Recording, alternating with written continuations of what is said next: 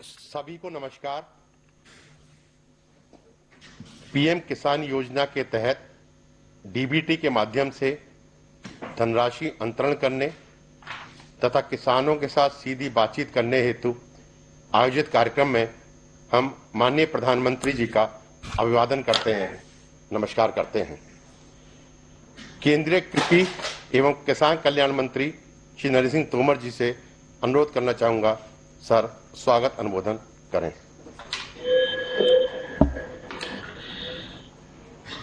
आज के ये शुभ दिन के अवसर पर हम सबके मध्य विराजमान हम सबके प्रिय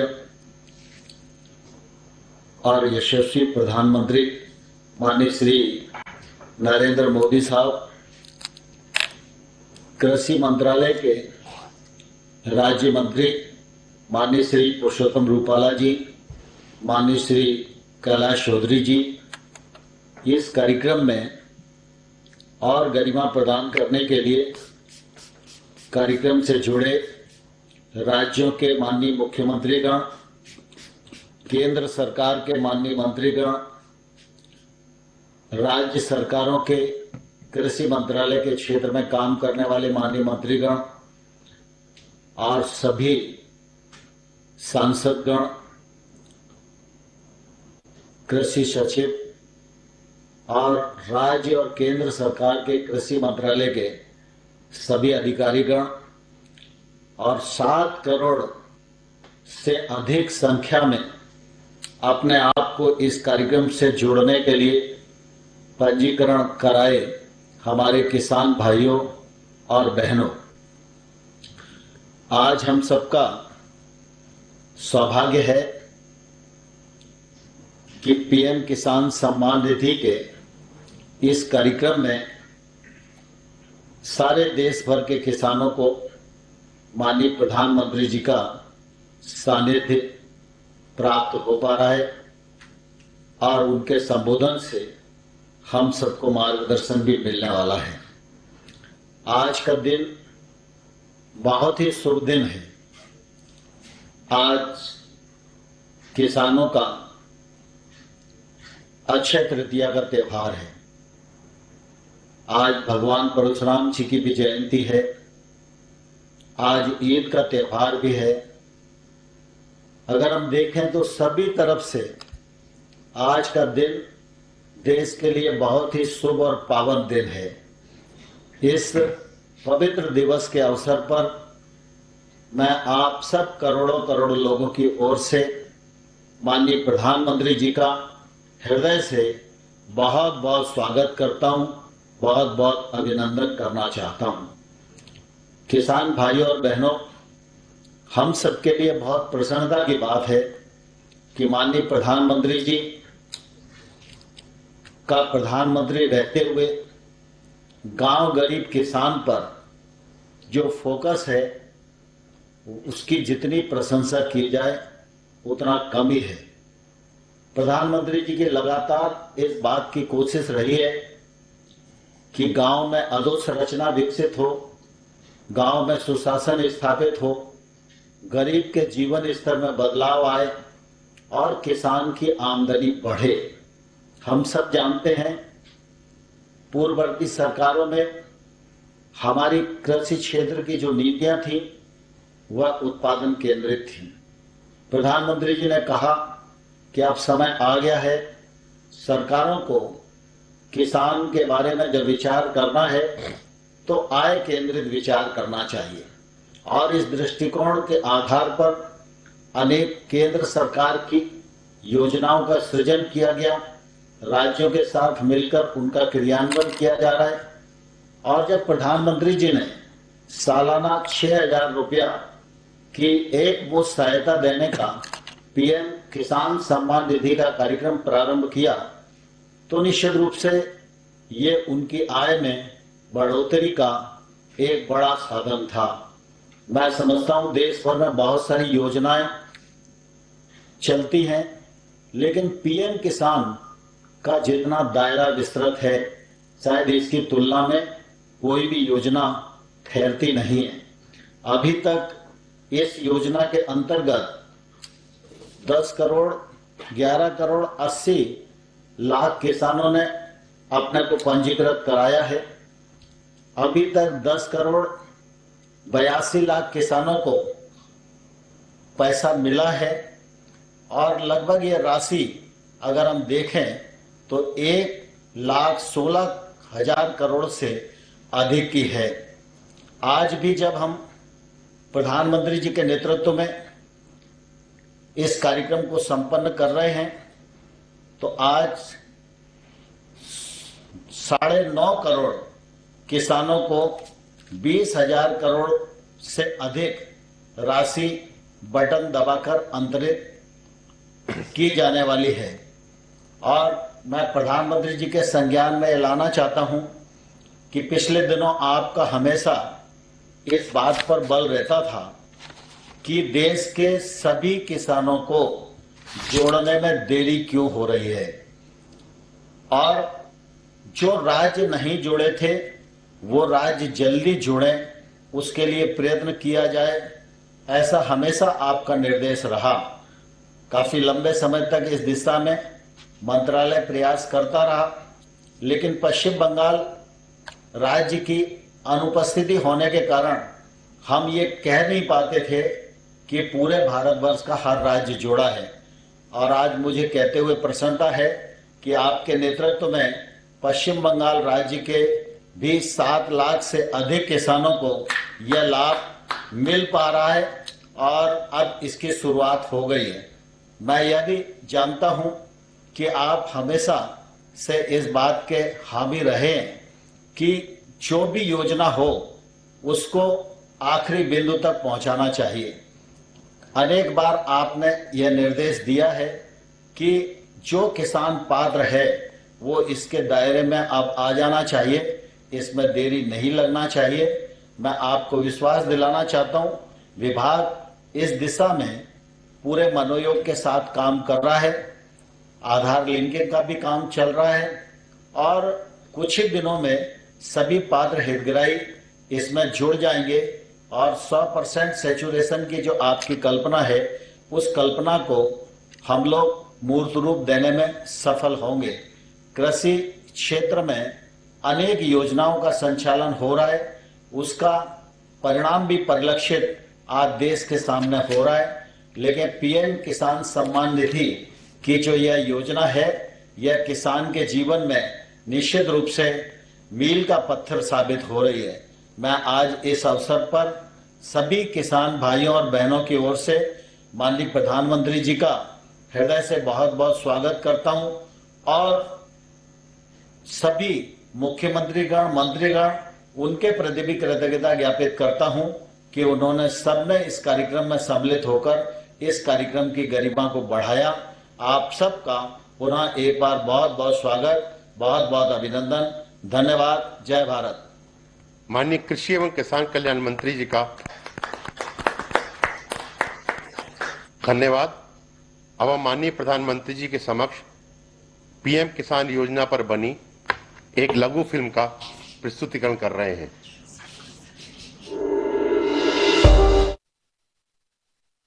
सम्मान की ये निधि है मान सम्मान की, कृषकों के कल्याण की।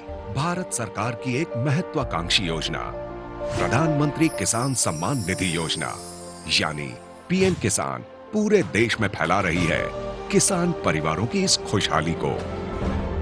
साथियों, हम देश के अन्नदाता को उन्नत करने के लिए हर संभव प्रयास कर रहे हैं। जब आपकी उन्नति होगी तो पूरे राष्ट्र की उन्नति तय है। सिर्फ आत्मनिर्भर किसान ही आत्मनिर्भर भारत की नींव डाल सकता है। एक बार फिर से करोड़ों किसान परिवारों को पीएम किसान सम्मान निधि के लिए मैं आपको बहुत बहुत बधाई देता हूं।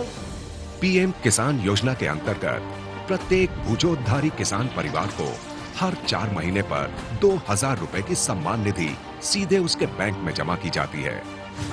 इस योजना का उद्देश्य किसानों की खेती संबंधी जरूरतों को पूरा करना और किसानों की आय में वृद्धि करना है। మేము అన్నిటికీ సంతోషంగా తెచ్చుకుంటున్నాము. మంచిగా వస్తున్నాయి మాకు. पीएम किसान ये खूब फायद्याची योजना आहे. इस योजना के बाद साहूकार से कोई कर्ज नहीं लेना पड़ रहा। प्रधानमंत्री किसान निधि योजना से जो मेरे को 6,000 रुपये सालाना के मिलते हैं उससे मैं बहुत खुश हूँ. మాకు ఇప్పుడు కూడా पीएम किसान వల్ల మా కష్టాలకు అప్పులు లేవు. मैंने 6,000 मिल गया, ये बहुत खुशी का काम जब आ गया. आज देश में ये कारवां बढ़ता हुआ पीएम किसान के 10 करोड़ से ज्यादा लाभार्थियों तक पहुंच गया है और अब तक 1,15,000 करोड़ रुपए की सम्मान निधि सीधे किसानों के खातों में जमा हो चुकी है. पीएम किसान विश्व की सबसे बड़ी डायरेक्ट कैश ट्रांसफर योजना है. योजना में 100% खर्च का वहन भारत सरकार द्वारा किया जाता है. लाभार्थी किसानों की पहचान की जिम्मेदारी राज्य सरकारों की है.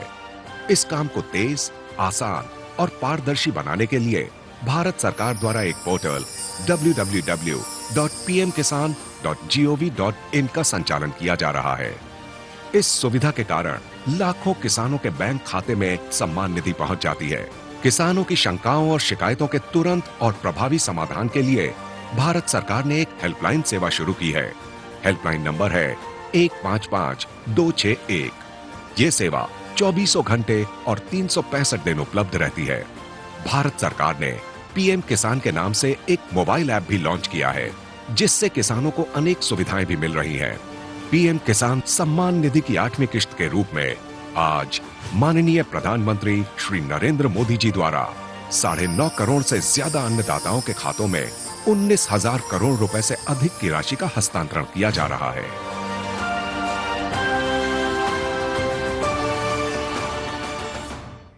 धन्यवाद.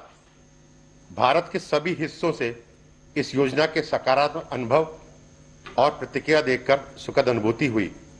अब हम माननीय प्रधानमंत्री जी से अनुरोध करेंगे कि वे बटन दबाएं और प्रत्यक्ष लाभ अंतरण के माध्यम से 9.5 करोड़ से अधिक किसानों को 20,000 करोड़ रुपए से अधिक की धनराशि का अंतरण करें. यह धनराशि लाभार्थियों के सीधे खाते में तत्काल अंतरित हो जाएगी.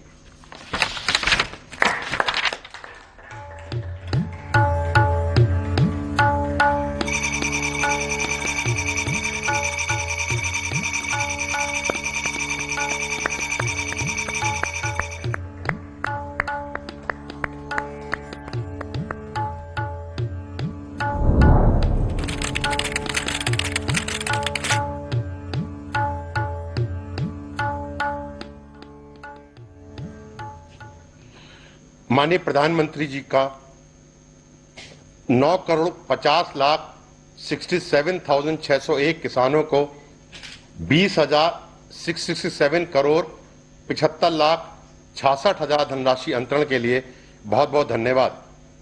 अब हम माननीय प्रधानमंत्री जी से 6 लाभार्थी किसानों से सीधा संवाद स्थापित करने के लिए अनुरोध करेंगे.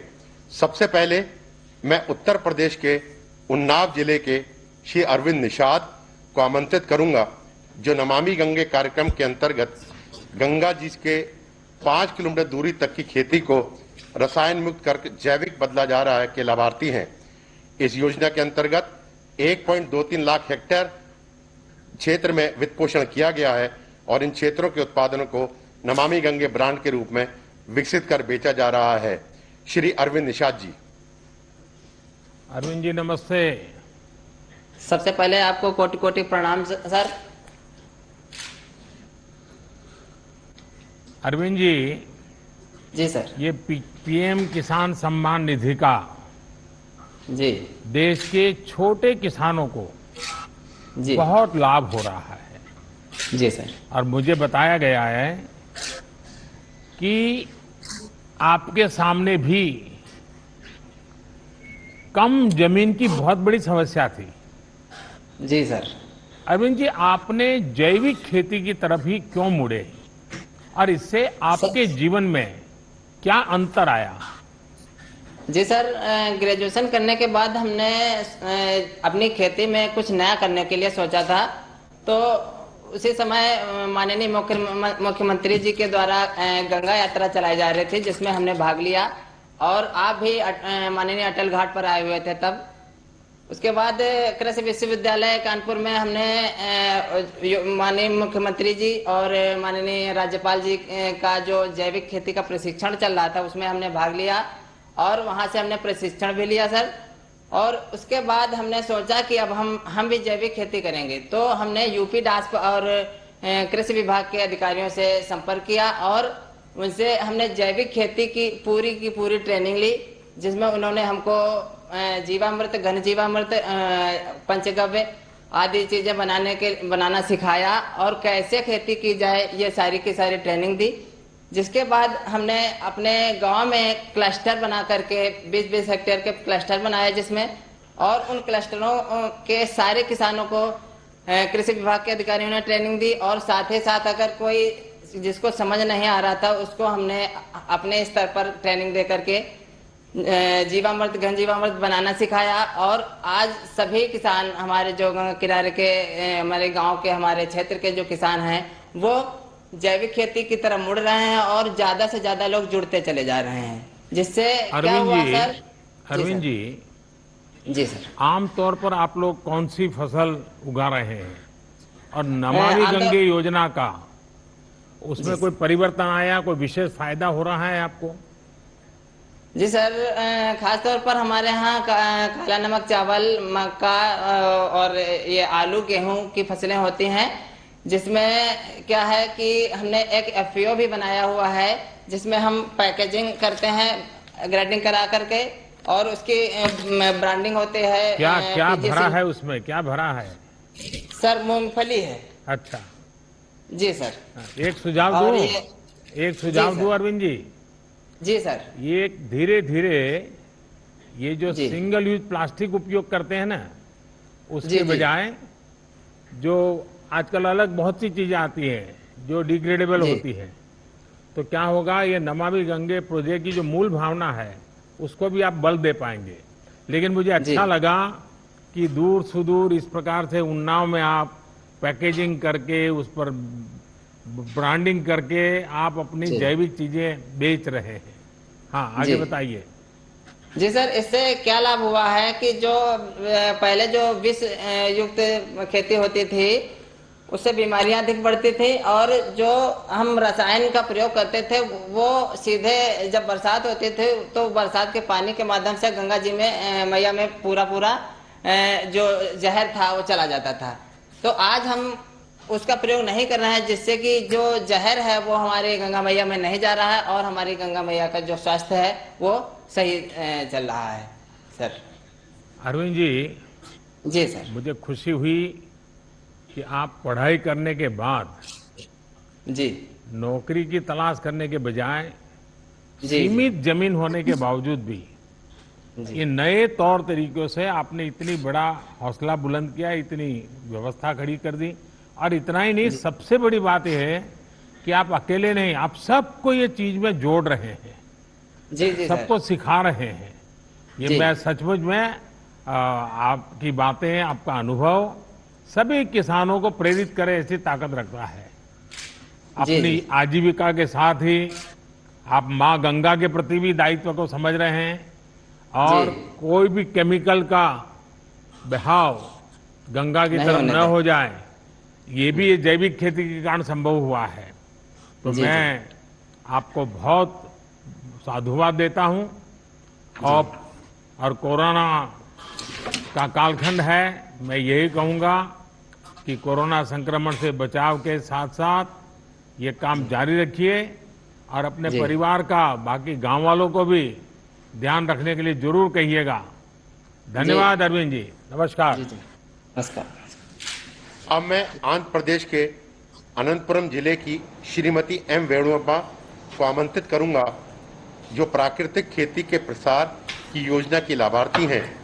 इस योजना के अंतर्गत 4 लाख हेक्टेयर क्षेत्र प्राकृतिक जैविक रूप में विकसित किया जा चुका है। श्रीमती N वेणुरमा जी। वेणुरमा जी नमस्ते। नमस्ते सर। मुझे बताया गया है कि आपने अपने हौसले और मेहनत से बंजर जमीन को ही और उसमें ही आपने फसल उगा दी। ये आपने कैसे किया मैं समझता हूं कि देश भर के किसानों को ये आपका अनुभव बहुत काम आएगा और वे भी जरूर आपकी बातें सुनना चाहेंगे। तो बताइए वेणुरम्मा जी। నమస్తే సార్, నా పేరు అన్నరమ్మ. మీతో మాట్లాడేకి నాకు చాలా సంతోషంగా ఉంది సార్. నాకు గవర్నమెంట్ 4 ఎకరాలు ఇచ్చింది సార్. గవర్నమెంట్ అసైన్ ల్యాండ్ భూమి 4 ఎకరాలు ఇచ్చింది. అది 10 ఏళ్ళ నుంచి బంజరు భూమి సార్. ఆ భూమిని ప్రకృతి వ్యవసాయం లాగా మార్చుకున్నారు సార్. नमस्कार सर, मेरा नाम मनोरमा है. मेरे को राष्ट्र सरकार वालों ने एससी असाइन लैंड 4 एकड़ जमीन दी है सर. वो तो पिछले 10 वर्ष से वो बंजर जमीन है, सूखा खेत है सर. దాంట్లో 2 ఎకరాలు ప్రకృతి వ్యవసాయం చేశాను సార్. ప్రకృతి వ్యవసాయం చేసి నేను 1 ఎకరాకి 3 పంటలు పండించాను సార్. నవధాన్యాలు, వేరుశెనగ, కూరగాయలు 3 పంటలకే కలిసి నాకు పెట్టుబడి వచ్చేసి 27,000 అయింది. 1 ఎకరాకు వచ్చి 1,07,000 లాభం వచ్చింది సార్. ఎందుకంటే మాకు ఇది ప్రకృతి వ్యవసాయం ఎందుకు చేసామంటే మాకు వర్షపాతం తక్కువ ఉంది కాబట్టి ప్రకృతి వ్యవసాయంలో మార్చుకుంటూ మేము ఈ భూమి డెవలప్మెంట్ చేసుకున్నాం సార్. सर मेरे को 4 एकड़ जमीन है, सूखा जमीन है सर, पानी बहुत कम गिरता है. उसमें मैं वो बंजर जमीन को मैं ठीक करके पिछले 2-3 वर्ष से मैं 2 एकड़ जमीन में मैं प्राकृतिक व्यवसाय करती हूँ. तो प्राकृतिक व्यवसाय में मैं 3 फसल निकाल लेती हूँ सर. उसी प्रकार से मैं प्राकृतिक व्यवसाय को मैं आगे बढ़ाती जाती हूँ सर. आपके वाणी में अनुभव दिखता है क्योंकि आप बिल्कुल रुके बिना सुपर फास्ट की तरह अपना रूह बराबर बता रही हो. उसका कारण है कि आपका खुद का अनुभव ये बोल रहा है और इसलिए आपको सोचना नहीं पड़ रहा है और बड़े आत्मविश्वास से आप बोल रही है. मुझे लगता है यही आत्मविश्वास के कारण आपने ये बंजर भूमि को उपजाऊ भूमि में बदल दिया है. और मुझे बताया गया कि अब आप अकेली नहीं, कई हमारी आदिवासी बहनों को भी, आदिवासी किसान बहनों को भी आप इसमें जुड़ चुकी हैं. अब आप लोग मिलकर के काम कर रहे हैं, कैसे कर रहे हैं, क्या क्या काम करते हैं? ఆదివాసీ మహిళలకు మీరు ఏ విధంగా శిక్షణ ఇచ్చారు, ఏ విధంగా సార్ తీసుకుంటున్నారు? నేను ఒక ఎస్సీ ఒంటరి మహిళ సార్. నాకు పక్కన తాండాని ఉంది సార్. ఆ దాంట్లో 170 మంది గిరిజన మహిళలు ఉన్నారు సార్ మా వాళ్ళకి. నేను ప్రకృతి వ్యవసాయం నేను ఎట్లా చేశానో వాళ్ళని అట్లే నేర్పించి వాళ్ళని ప్రకృతి వ్యవసాయం నేర్పించే దిశలో తీసుకుపోయాను సార్. सर मैं तो एक आदिवासी महिला हूँ सर, मैं अकेली महिला हूँ. तो मेरे बगल वाले गांव में 170 लोग आदिवासी महिलाएं हैं. उनको समूह के माध्यम से मैं किस प्रकार से मैं प्रशिक्षण लेके इनको प्राकृतिक व्यवसाय करती हूँ, उसी प्रकार उन सभी लोगों को भी प्रकृति व्यवसाय किस प्रकार से करना है मैं उनको शिक्षणा देती हूँ सर. वेणुरम्मा जी, मुझे बहुत ही इंस्पायरिंग लगा आपका ये सारा काम और मुझे विश्वास है कि देश के किसानों के लिए भी इस प्रकार से आत्मविश्वास पैदा करने वाले आपका अनुभव है. जब इंसान ठान लेता है तो वो क्या कर सकता है, इसका आपने जीता जागता उदाहरण पेश किया है. और प्राकृतिक खेती से हमारी आदिवासी माताएं बहनें महिला किसानों को जोड़ने का प्रयास भी ये बहुत ही सराहनीय है. मैं इस प्रयास के लिए आपको और सभी महिला किसानों को आदरपूर्वक नमन करता हूं. बहुत बहुत धन्यवाद आपका. धन्यवाद. अब मैं मेघालय के रिबोहाई जिले के श्री रेविस्टर खरमुनपुर को आमंत्रित करूंगा, जो कि उत्तर पूर्व क्षेत्र के जैविक उत्पादन हब के रूप में विकसित करने की योजना के लाभार्थी हैं. इस योजना के अंतर्गत अब तक लगभग 80,000 हेक्टेयर क्षेत्र उत्पादन से लेकर विपणन तक की संपूर्ण मूल श्रृंखला के रूप में विकसित किया गया है. श्री रेविस्टर जी.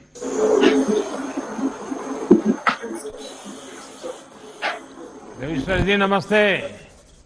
नमस्ते सर. हाँ बताइए.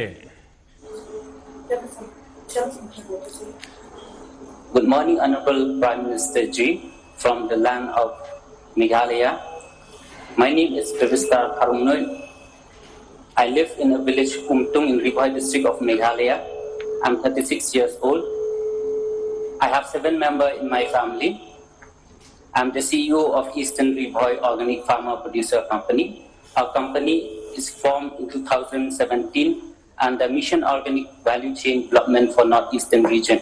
We have 500 farmers and we grow our ginger and turmeric organically, and all our produce are organically certified. Ravishankar जी, मुझे बताया गया कि आप ऑर्गेनिक खेती के साथ साथ ही अपने उत्पाद को प्रोसेस भी करते हैं, वैल्यू एडिशन भी करते हैं और मार्केटिंग भी करते हैं। अगर थोड़ा उसके विषय में भी बताएं तो शायद मैं समझता हूं कि आप जैसे जो एंटरप्रेन्योर भी हैं, किसान भी हैं, एंटरप्रेन्योर भी हैं, तो ऐसे कई नौजवान आजकल कृषि में आ रहे हैं, उनके लिए शायद आपकी बात बहुत प्रेरक हो जाएगी। Sir, we have done processing. We collect all the produce from the farmers. We take it to the FPC, where we have a processing unit. We process it, we pack it, and we label it like this. And then we sell these products to retail chains and companies which are tied up with the FPCs. And when we sell to them, we get better price rather than selling to the local mandis. These companies we have tied up. Some of the companies that we have sold before is to Big Basket, Vivanta Foods in Delhi, EcoCrop, Proctonet, and other companies we are tied up to the south of India too. So we are eager to do export also from our company. So since there is a huge demand of organic products from Meghalaya in the export market. जरा आपका product दिखाइए, आप थोड़ा दिखा रहे थे, क्या क्या है बैग आपका? We have ginger powder, sliced dried, and Lakadong turmeric, one of the famous turmeric in the world with highest curcumin. So we have bay leaf, and all the cinnamon, all the spices that are grown in Meghalaya. Ravishankar जी, आपकी FPO किसानों के लिए आदर्श और प्रेरणा है। आपने साबित कर दिया है कि किसान जब व्यापार से सीधे जुड़ता है तो उसको कितना लाभ होता है। आपको सरकार की तरफ से इस क्षेत्र में कैसे मदद मिली, इसमें कैसे प्रगति हुई आपको, और कोई सहायता मिल रही है क्या? Yes sir, we got assistance under Mission Organic Value Chain Development for registration of our FPC, organic certification and production. We also got subsidy for establishing custom hiring center, collection center, and processing unit. We got all the on-farm and off-farm products for the farmers. Then we have got trainings to farmers on capacity building and even to the board members. We are very much thankful to you for this. And we also would like to thank the government of Meghalaya for supporting us and also for giving us 2% interest subvention in KCC loan and also mobilization fund, 5,000 per farmer for full farmer industry. Ravishankar जी, हम सभी आपके प्रति बहुत आभारी हैं कि आपने साबित कर दिया कि किसान मिलकर बिजनेस का कितना सफल मॉडल विकसित कर सकते हैं। इस समय देश भर में 10,000 एफपीओस बनाने का काम चल रहा है और किसान भी अब इसमें बहुत तेजी से जुड़ रहे हैं। कोशिश यह है कि छोटे किसानों के ये संगठन किसान की आय बढ़ाने में और कृषि इंफ्रास्ट्रक्चर और उद्योग को बल देने में, उद्योगों को निमंत्रित करने में बहुत बड़ी भूमिका निभाएंगे। और आपने तो दिखा भी दिया, और मैं मानता हूं जब मेघालय के दूर सुदूर हिमालय की गोद में से इस प्रकार से आप इतने बढ़िया प्रोडक्ट दिखाते हैं, तब तो शायद खरीदने वाले भी आपकी तरफ देखेंगे। मेरी तरफ से आपको बहुत शुभकामनाएं। Thank you sir.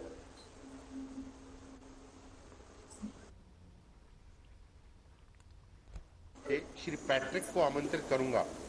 Car Nicobar और उस द्वीप समूह के ऐसा पहला देश का क्षेत्र है जहां 14,500 हेक्टेयर को लार्ज एरिया सर्टिफिकेशन के अंतर्गत प्रमाणित किया गया है, जिससे यहाँ के किसान अपना उत्पाद जैविक रूप में बेच सकें।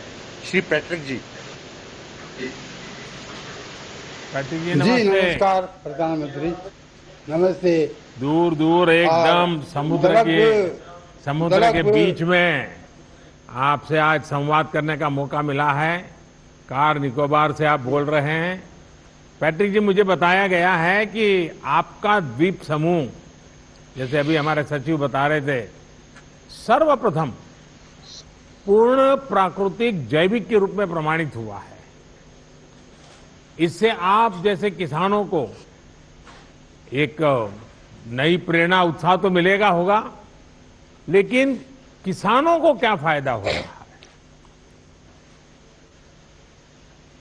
नमस्ते प्रधानमंत्री जी। नमस्ते। मतलब गुड मॉर्निंग। मेरा नाम पैट्रिक है, कार निकोबार से। मेरा एज 62 एज है। कार निकोबार में रहता हूँ। एक छोटा सा गांव है तपोमी विलेज में, कार निकोबार में। हम लोग जो ज्वाइंट फैमिली है, 9 जन है। एक ही साथ में हम लोग रहता है, एक ही साथ हम लोग रहता है, ज्वाइंट फैमिली। उसमें कोई डाउट नहीं है। मेरा साथ मेरा बीवी, मेरा बच्चा, मेरा भाई लोग, मेरा बहन, मेरा बाप बहन सब रहता हूँ। हम लोग एक ही साथ में काम करता है, एक ही साथ में हम लोग काम करता है। हम लोग ऑर्गेनिक का खेती का काम भी करता है बहुत अच्छा से। वो बचपन से ऑर्गेनिक का ही काम करता है। मैंने कभी देखा नहीं कि हम लोग यूरिया का कभी इस्तेमाल करता नहीं। और हम लोग सब आलू, निकोबारी आलू डालता हूँ, मलयाल आलू भी डालता हूँ, नारियल भी डालता हूँ, पेंटिनस भी डालता हूँ, जो भी फल हो, गेला फल और सारा सब्जी हम लोग उगाता। सारा सब्जी जैसा लौकी, जैसा भिंडी, जैसा बैंगन सब उगाता हूँ। इसी में बहुत खुश है। लेकिन इसी बारे में हमको बहुत कुछ भी लगा। क्यों? निकोबार के अंदर में, निकोबार और ननकोबारी साइड में हम लोग 3 साल का बजाय 2 महीना में हम लोग का सर्टिफिकेशन का डिक्लेयर हुआ। इसी में आपको बहुत धन्यवाद, बहुत शुक्रिया। इसी में हम लोग को बहुत फायदा होगा। हम लोग भी ब्रांड ब्रांडिंग कर सकता है, लेबल भी कर सकता है और दिल्ली तक भी बेच सकता है। जो भी नारियल तेल ये सब चीज डाल सकता है। तो इसमें हम लोग का आमदनी बढ़ेगा और वासी भी बढ़ेगा निकोबारी लोग का। इसी में बहुत अच्छा लगा। इसी में बहुत अच्छा लगा। हम लोग भी इसी में आपको भी बहुत मदद मिला कि आपको 2004 महीना में हमको मिलता है। अभी 6 महीना में मिलता है, 6 बार मिला है। जो 2000 आप बेचता है, इसी में बहुत मदद मिलता है, काम आ जाता है। इसमें हम सीट भी खरीदता है, क्योंकि निकोबार में कभी कभी सीट नहीं मिलता, तो मिलर में सीट मंगा के इधर हम लोग मंगाता है। और ऑर्गेनिक का कार्ड भी का काम आता है, उसमें काम निकल जाता है। और दवाई भी बनाता है, ऑर्गेनिक दवाई भी बनाता है, सब ऑर्गेनिक है। क्योंकि ऑर्गेनिक तो अच्छा है। ऑर्गेनिक तो पैट्रिक जी ओरिजिनल है एकदम। वो खाने से बहुत दिक्कत मिलता है। पैट्रिक जी, मैं आपके चेहरे की खुशी बराबर अनुभव कर रहा हूँ।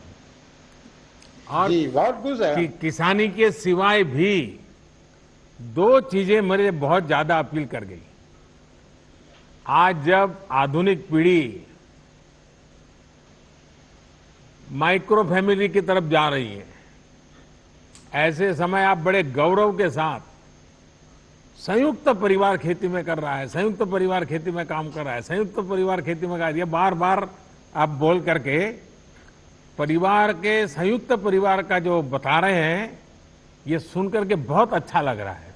और दूसरा, आप जब सीना तान करके बोल रहे थे कि हम जो पैदा करते हैं वो दिल्ली भी भेजते हैं, मतलब आप दिल्ली को भी खिलाते हो, इसमें आपका एक आत्मसम्मान झलकता है कि देखिए मैं यहां समुद्र के बीच में बैठा हूं, टापू पर बैठा हूं, लेकिन मैं भी दिल्ली की सेवा करता हूं। ये जो आत्मसम्मान और गौरव है ना, यही सबसे बड़ी पूंजी है। और मुझे खुशी है कि आपने जैविक खेती की तरफ बढ़ गए और आपने दुनिया को आकर्षित किया है। मैं आपको बहुत बहुत बधाई देता हूं। और हमारे देश में आज भी अनेक ऐसे क्षेत्र हैं जहां प्राकृतिक कृषि होती है। हमारी कोशिश है कि ऐसे सभी द्वीप, जनजाति क्षेत्र, पहाड़ी क्षेत्र और रेगिस्तानी इलाके जहां प्राकृतिक खेती हो रही है, उन्हें सर्टिफाइड जैविक इलाकों के रूप में विकसित किया जाए। पैट्रिक जी, आप मेरे कहने पे एक काम जरूर कीजिए। आप अपने अनुभवों का लाभ अपने साथी किसानों को भी दीजिए, जिससे उनका भी फायदा हो। और मुझे विश्वास है कि आपके नेतृत्व में ये जैविक खेती का अभियान बहुत नई ऊंचाई पर पहुंचेगा।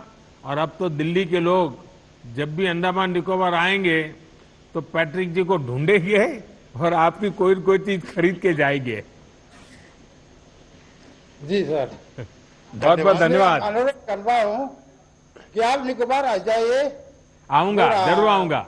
नरेश वाली बीजिए, जरूर आऊंगा। घुसी घुसी इतिहास है निकोबार में, जरूर और आऊंगा। एकदम ऐसी हवा, खुला हवा में रहेगा तो बहुत अच्छा लगेगा।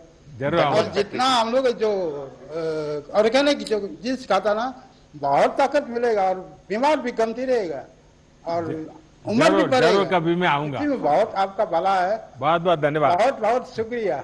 धन्यवाद। जय हिंद। जय हिंद। धन्यवाद जी। अब मैं जम्मू कश्मीर के श्रीनगर जिले के श्री खुर्शीद अहमद रेशी को आमंत्रित करूंगा, जो कि प्रधानमंत्री किसान सम्मान निधि के लाभार्थी हैं। श्री खुर्शीद अहमद जी। खुर्शीद जी नमस्ते। तमाम जम्मू कश्मीर के किसानों की तरफ से प्यार भरा नमस्कार सर। खुर्शीद जी, सबसे पहले तो आपको ईद मुबारक। ईद का त्योहार आपके जीवन में खुशियां बढ़ाए, मेरी यही कामना है। और मुझे बताया गया है कि आप पोस्ट ग्रेजुएट हैं, आपने फिर ये काम चुना। कई नौजवान आज आपकी बातें सुन करके उनका भी खेती की तरफ रुझान बढ़ेगा। तो आपकी पढ़ाई और खेती कैसे आपने मेलजोल किया है, जरा बताइए। सर, मैं डिस्ट्रिक्ट श्रीनगर में टैंगपुरा के गांव से ताल्लुक रखता हूं सर। सर, मैंने पोस्ट ग्रेजुएशन की है इंग्लिश में सर।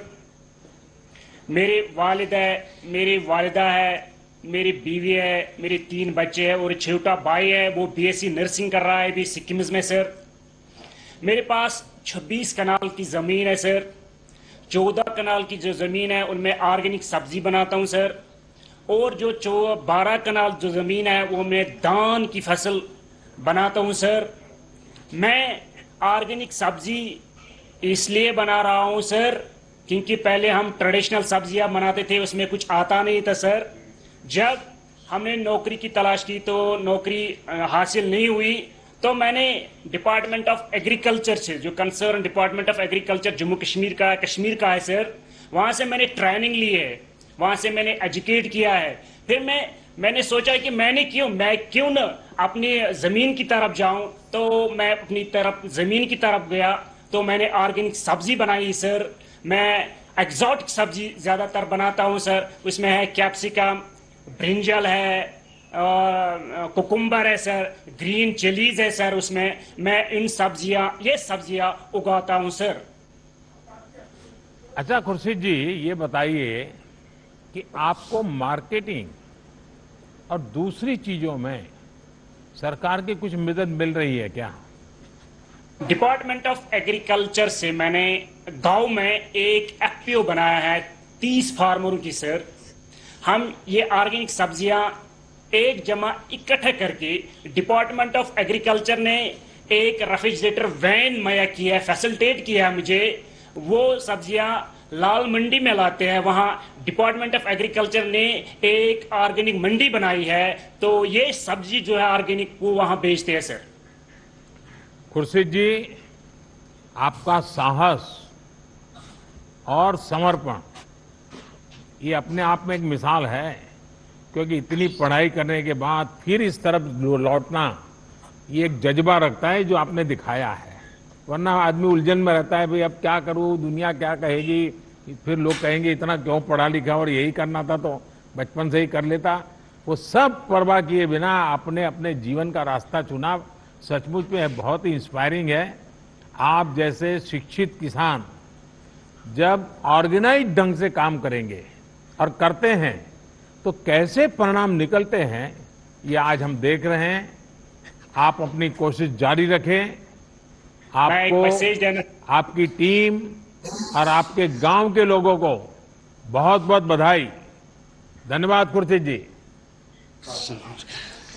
धन्यवाद जी। अब मैं महाराष्ट्र के लातूर जिले के श्री बाबा साहेब नरारे को आमंत्रित करूंगा, जो भारत सरकार द्वारा माननीय प्रधानमंत्री जी द्वारा एक किसान क्रेडिट कार्ड के संतर्गत अभियान फरवरी गत वर्ष में प्रारंभ किया था। उसमें 2 करोड़ 10 लाख किसान नए जोड़े गए हैं, उनमें से एक किसान हैं श्री नरारे जी। बड़ा साहब नमस्कार। राम राम सर। नमस्कार। राम राम।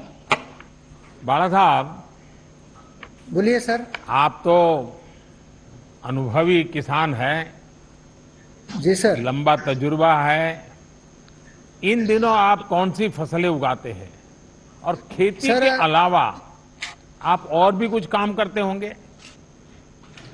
जी सर, मेरे पास 5 एकड़ खेती है अभी, और उसमें सोयाबीन, ज्वार और चना ये उगाता हूँ। इस साल तो उत्पन्न बहुत बड़ा निकला है। और इसके अलावा, खेती के अलावा, और मैं संगीत सिखाता हूँ। दूसरे एक दो दिन बाहर जाकर संगीत सिखाता हूँ सर, और बाकी दिन तो हम खेती ही कर देते हैं। बाला साहब जी, छोटे किसानों को बैंक से सस्ती दर पर आसान ऋण मिले, इसके लिए किसान क्रेडिट कार्ड का दायरा बहुत बढ़ाया गया है। सर, आपकी खेती पर इससे कोई फर्क पड़ा है क्या, और आपके अगल बगल के किसानों के जीवन में भी इसका कोई लाभ हुआ है क्या? जी सर, इसका अनुभव ये है कि पिछले साल तक तो मेरे पास कोई पैसा इतना ज़्यादा नहीं आता था। मैं आजू बाजू से हमारे सगी संबंधियों से पैसा लेता था, मतलब 10-20 हज़ार लेता था। लेकिन पिछले साल जुलाई में हमारे यहाँ के महाराष्ट्र बैंक चिंचोलेरा वाड़ी के कुछ अधिकारी लोग हमारे गांव में आ गए थे, और उसमें केसीसी के संदर्भ में मेला लगाया था, और उसी वक्त मुझे भी वहाँ बुलाया गया था। तो उन अधिकारियों ने बहुत सारे फायदे बताए थे। तो उसी वक्त मैंने उनसे ऋण लिया था, 1,58,000 रुपये ऋण लिया था, और उन्होंने 5 साल तक सीमित ये कर्जा दिया था। अभी 1 साल भी नहीं हो गया, लेकिन हमें 1-2 दिन में उन लोगों ने वो कर्जा दिया था। 2 दिन में ही, सिर्फ सर्टिफिकेट भी हमने नहीं लिए थे। अब उन लोगों ने अपने आप ही 7/12 उतारा, खेतीबाड़ी के जो भी कर्ज कागज होते हैं वो उन्होंने लिए थे, और हमारे 2 दिन में लिए थे। उसके बाद हमने उन पैसों से जमीन लेवल कर दिया था, और कोई बीज, कोई मजदूरी, और उसके साथ साथ हमने बकरियां भी पाली थी उस पैसे से। इस साल फायदा ऐसा हो गया, पहले जैसे कभी नहीं हुआ था। जमीन लेवल से, और गोबर खत भी लिया था हमने उनसे। तो पिछले साल 20 कट्टा सोयाबीन हो गया था, इस साल 40 कट्टा सोयाबीन हो गया सर। इसलिए बहुत बड़ा फायदा हो गया है। और उसके साथ साथ हम वहाँ प्याज भी लगाते हैं, थोड़ा मिर्ची भी लगाते हैं। ये सब कुछ तो केसीसी की वजह से हो गया है सर। बाला साहब जी, आप बढ़िया हिंदी बोल लेते हैं। Thank you sir, thank you sir. काळजी करा। काळजी करा। बरं आहेत हेलो मग? सर। हाँ नमस्कार सर, थैंक यू सर। बहुत बहुत धन्यवाद आपका भी, और सभी गांव के धन्यवाद। किसानों को भी हमारा प्रणाम कह दीजिएगा।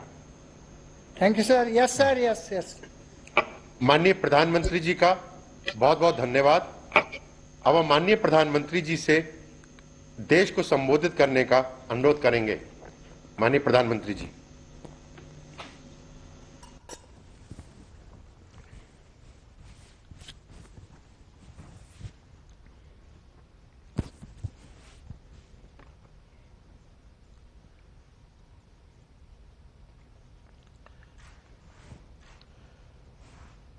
आप सभी किसान साथियों से ये चर्चा अपने आप में एक नई उम्मीद जगाती है, नया विश्वास पैदा करती है। आज जैसा अभी हमारे मंत्री श्रीमान नरेंद्र सिंह जी तोमर बता रहे थे, आज भगवान बसवेश्वर जयंती है, परशुराम जयंती भी है, आज अक्षय तृतीया का भी पावन पर्व है, और मेरी तरफ से देशवासियों को ईद की भी मुबारक। कोरोना के इस समय में समस्त देशवासियों का हौसला बढ़े, इस महामारी को परास्त करने का संकल्प और दृढ़ हो, इस कामना के साथ आप सब किसान भाइयों से जो मेरी बातचीत हुई है, अब मैं इसको आगे बढ़ाऊंगा।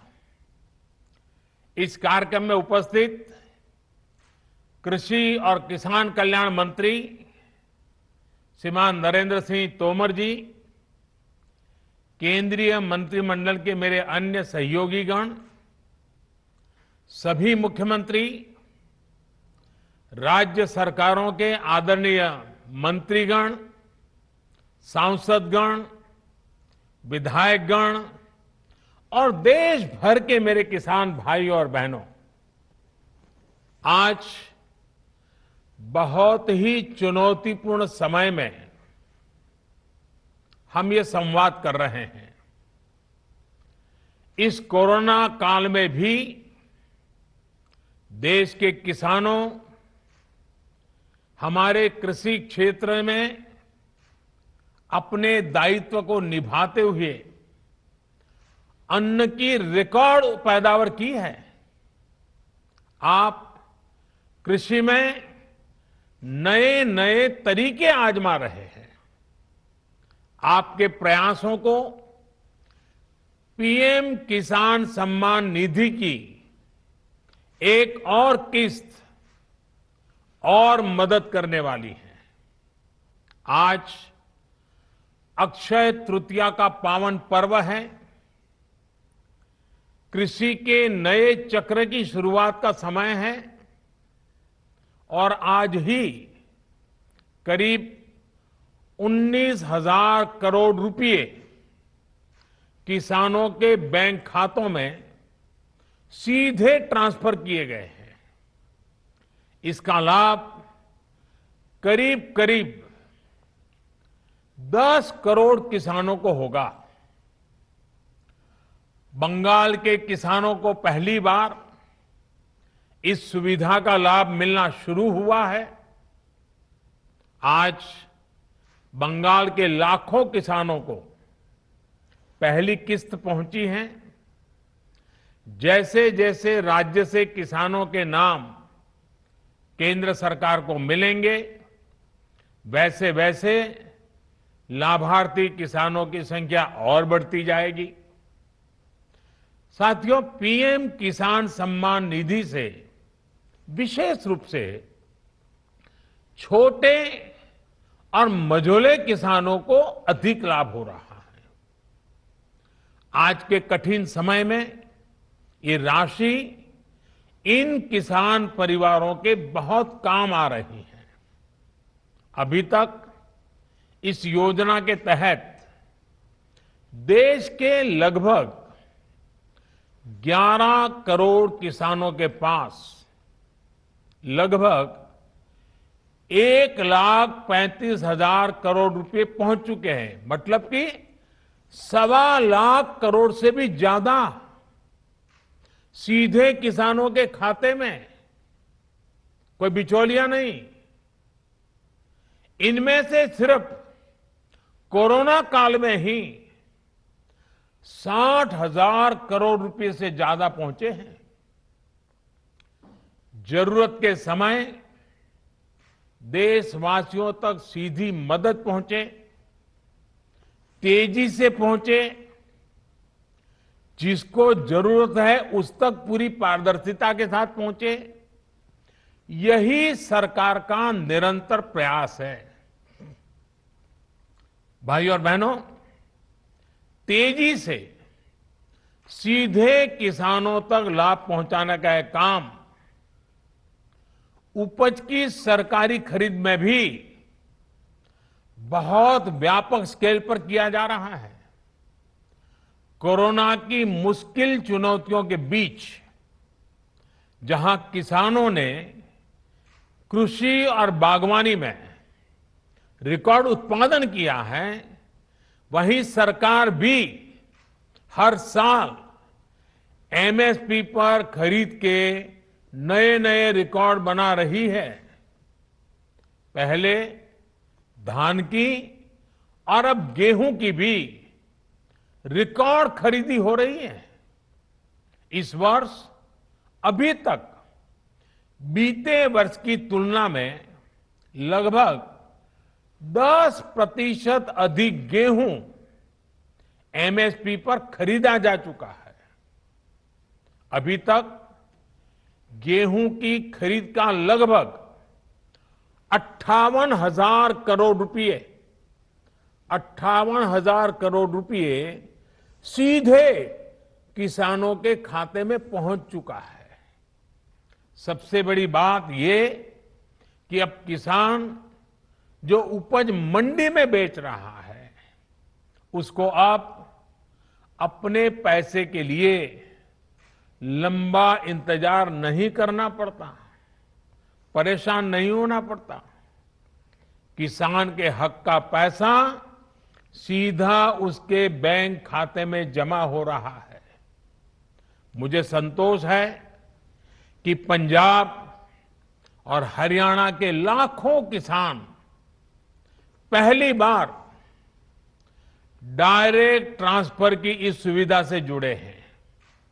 अभी तक पंजाब के किसानों के बैंक खाते में करीब 18,000 करोड़ रुपए और हरियाणा के किसानों के बैंक खाते में 9,000 करोड़ रुपए सीधे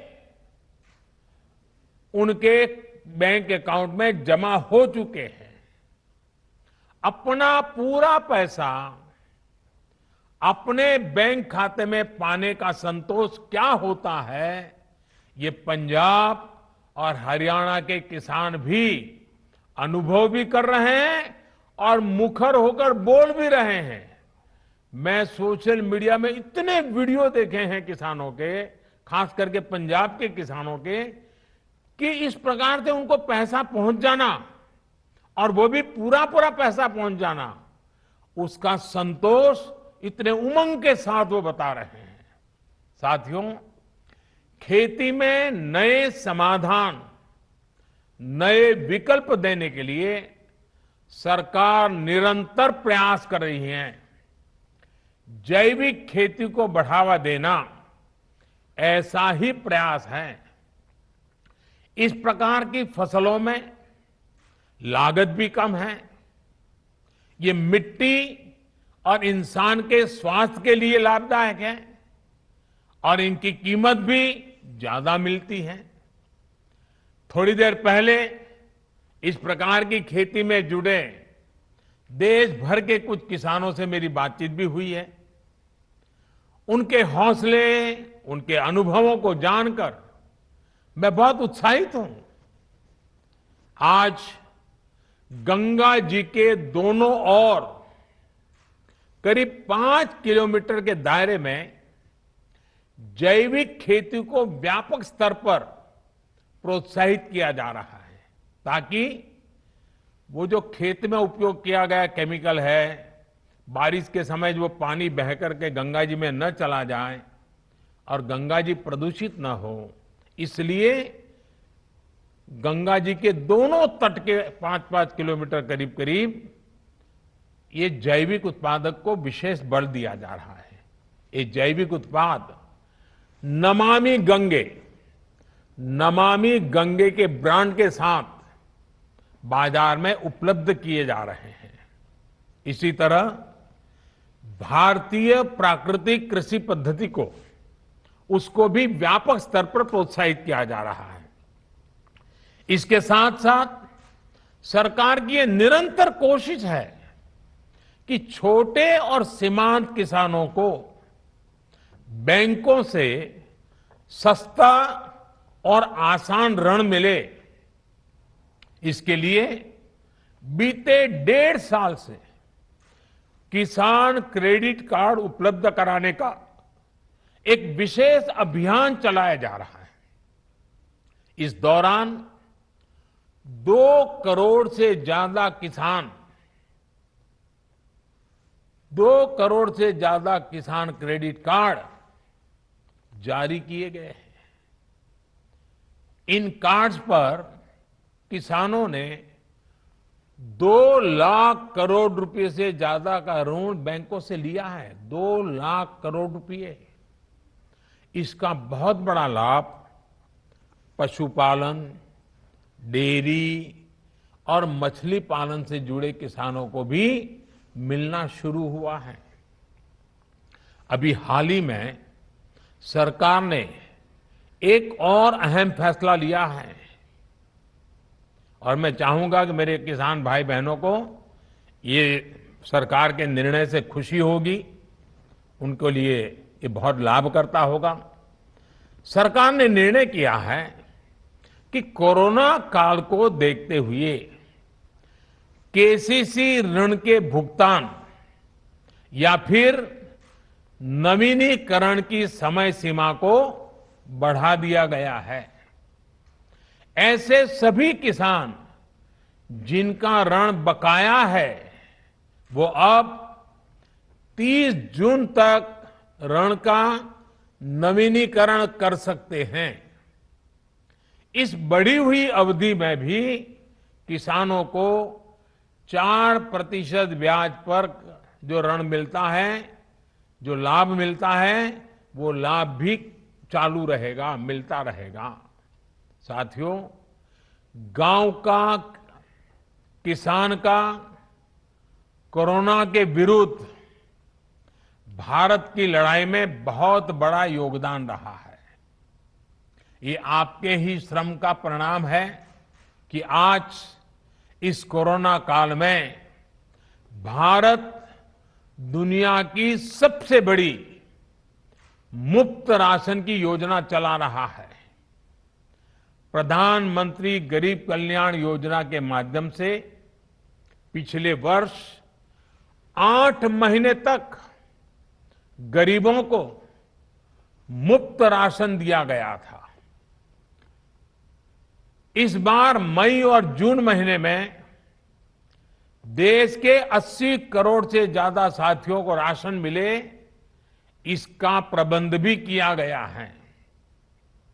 इस पर भी केंद्र सरकार 26,000 करोड़ रुपए हमारे गरीब के घर में चूल्हा जले इसलिए खर्च कर रही है। मैं राज्य सरकारों से आग्रह करूंगा कि गरीबों को इस राशन के वितरण में कोई परेशानी ना आए, ये सुनिश्चित करें।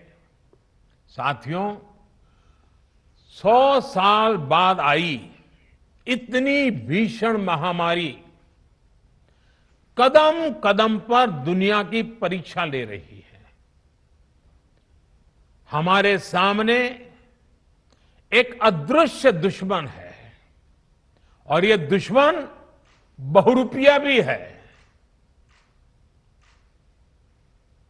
और इस दुश्मन के कारण, इस कोरोना वायरस के कारण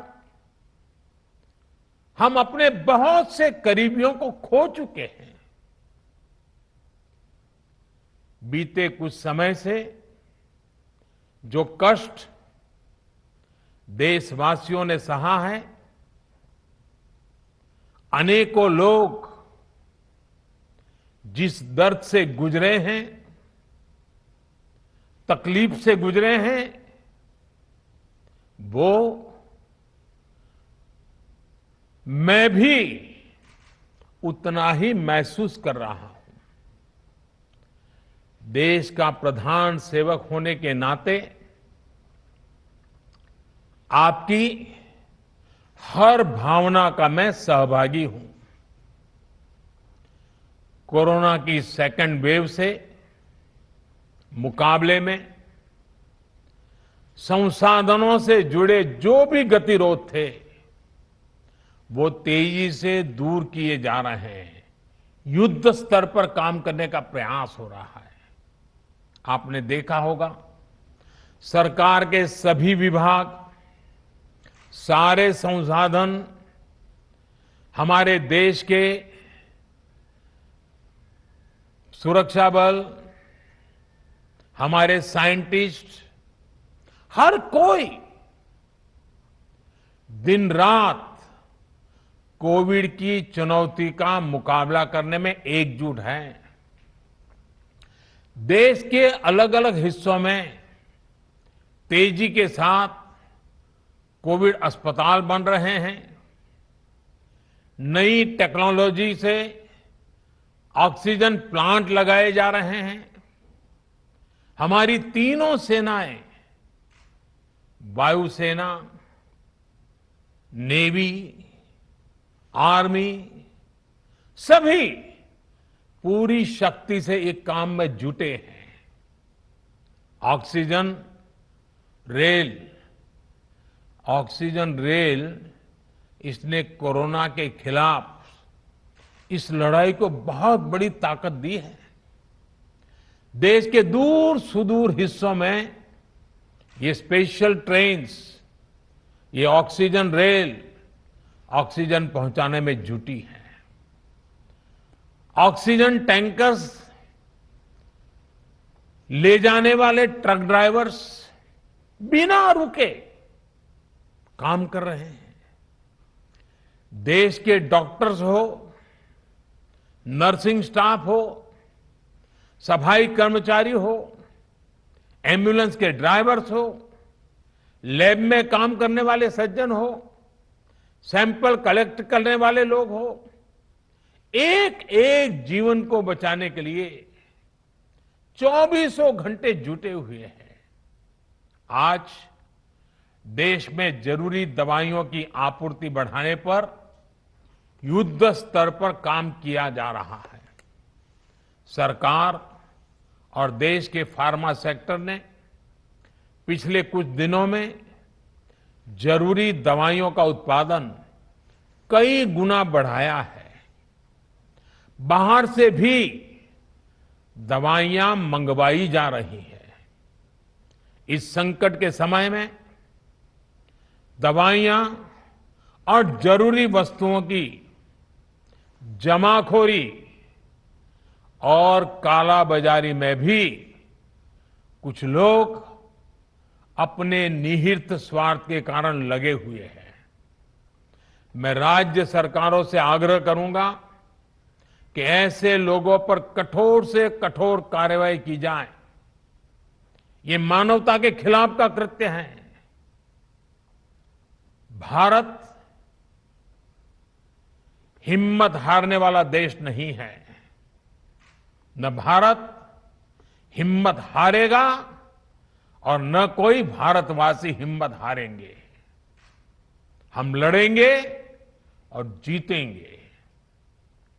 साथियों, आज के इस कार्यक्रम में मैं देश के सभी किसानों को गांव में रहने वाली सभी भाई बहनों को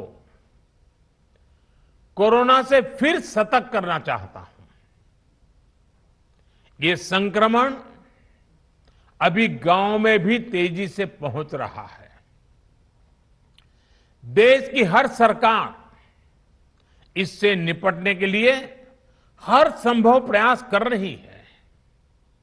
इसमें गांव के लोगों की जागरूकता, हमारी पंचायती राज से जुड़े जो भी व्यवस्थाएं हैं, उनका सहयोग, उनकी भागीदारी उतनी ही आवश्यक है। आपने देश को कभी निराश नहीं किया है।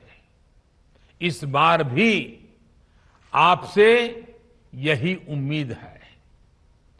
कोरोना से बचाव के लिए आपको खुद पर, अपने परिवार पर, सामाजिक स्तर पर जो भी जरूरी कदम है, आवश्यकताएं हैं, उसे हमें उठाने ही हैं।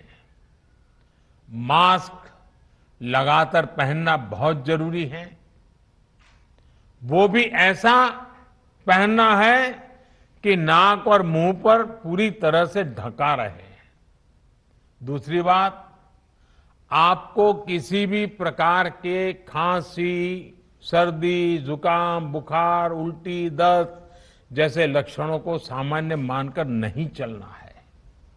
पहले तो खुद को यथासंभव दूसरों से अलग करना है, फिर जल्द से जल्द कोरोना टेस्ट करना है, और जब तक रिपोर्ट ना आए तब तक डॉक्टरों से जो दवाई बताई है वो जरूर लेते रहना है। साथियों, बचाव का एक बहुत बड़ा माध्यम है कोरोना का टीका। केंद्र सरकार और सारी राज्य सरकारें मिलकर ये निरंतर प्रयास कर रही हैं कि ज्यादा से ज्यादा देशवासियों को तेजी से टीका लग पाए। देश भर में अभी तक करीब 18 करोड़ वैक्सीन डोज दी जा चुकी है।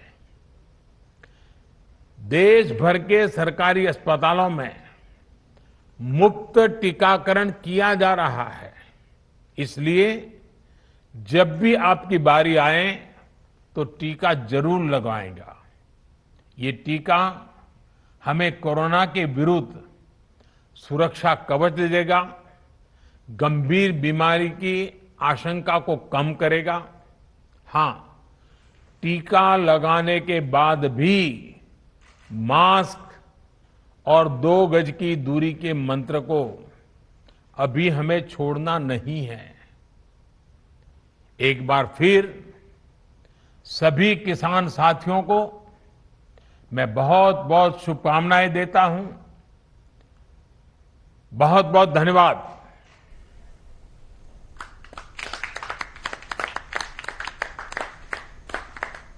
माननीय प्रधानमंत्री जी का बहुत बहुत धन्यवाद।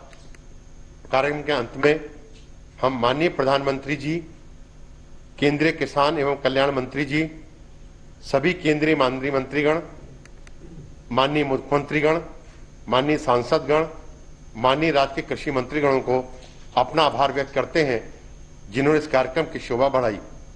इस कार्यक्रम में उपस्थित सभी गणमान्य व्यक्तियों का भी आभार प्रकट करता हूं। जय हिंद, नमस्कार।